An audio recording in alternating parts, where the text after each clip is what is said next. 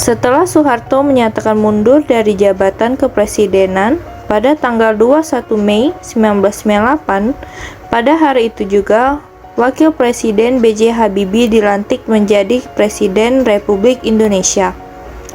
Hal ini sesuai dengan ketentuan pada pasal 8 Undang-Undang Dasar 1945 yang menyatakan, jika Presiden mangkat atau berhenti atau tidak dapat melakukan kewajibannya dalam masa jabatannya, maka digantikan oleh Wakil Presiden sampai habis masa jabatannya. Setelah dilantik, B.J. Habibie menyampaikan pidato pertamanya di Istana Merdeka dan disiarkan oleh RRI dan TVRI. B.J. Habibie menyatakan tekadnya untuk melaksanakan reformasi. Pidato tersebut merupakan visi kepemimpinan guna melaksanakan tuntutan reformasi yang cepat dan tepat. Presiden B.J. Habibie kemudian menyusun kabinet yang diberi nama Kabinet Reformasi Pembangunan pada tanggal 22 Mei 1998. Lalu, kebijakan apa saja ya yang ditetapkan B.J. Habibie bersama dengan Kabinet Reformasi Pembangunan? Kita bahas satu persatu ya. Kebijakan pemerintahan B.J. Habibie dalam bidang politik. Pemerintahan B.J. Habibie telah melakukan banyak perubahan, terutama dalam bidang politik. B.J. Habibie berupaya merubah budaya politik yang telah diwarisi oleh pemerintahan sebelumnya. Beberapa kebijakan yang telah ditetapkan oleh B.J. Habibie dalam bidang politik diantaranya, yang pertama, memberlakukan otonomi daerah yang lebih demokratis dan meluas melalui TAP MPR nomor 15 tahun 1998. Teman-teman, sebelum masa reformasi, segala urusan pemerintahan dan keuangan terpusat di Jakarta.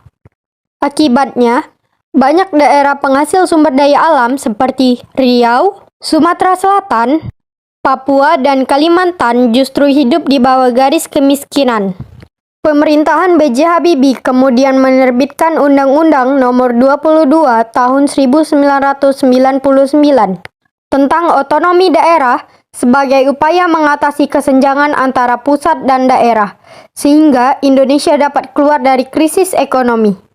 Selanjutnya, kebijakan politik yang kedua adalah menciptakan kebebasan berpolitik dengan menerapkan sistem multipartai dalam pemilu sesuai dengan Undang-Undang Nomor 2 Tahun 1999, sehingga pelaksanaan pemilu tahun 1999 diikuti oleh 48 partai politik.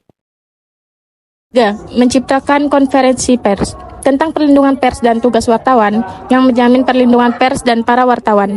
4. Membatasi masa jabatan presiden maksimal 2 kali, masing-masing 5 tahun. Ada satu peristiwa besar yang terjadi pada masa pemerintahan B.J. Habibie, yaitu dilaksanakannya referendum di Timor Timur. Referendum adalah proses pemungutan suara untuk mengambil keputusan politik yang memenuhi negara. Sejak masa Orde Baru, Timor Timur berusaha memisahkan diri dari Indonesia. Akhirnya, B.J. Habibie melaksanakan konferensi pada tanggal 30 Agustus 1999 yang memastikan apakah rakyat Timor Timur memilih otonomi atau kemerdekaan. Hasil referendum kemudian diumumkan oleh PBB pada tanggal 4 September 1999. Hasilnya, 78,5% rakyat Timor Timur ingin memisahkan diri. Timor Timur pun resmi memisahkan diri dari Indonesia pada tanggal 19 Oktober 1999. Kebijakan pemerintahan B.J. Habibie dalam bidang HAM. Dalam melaksanakan agenda reformasi dalam bidang HAM, Presiden Habibie menetapkan beberapa kebijakan seperti 1. Pemberian amnesti dan abolisi untuk tahanan dan narapidana politik pada masa Orde Baru.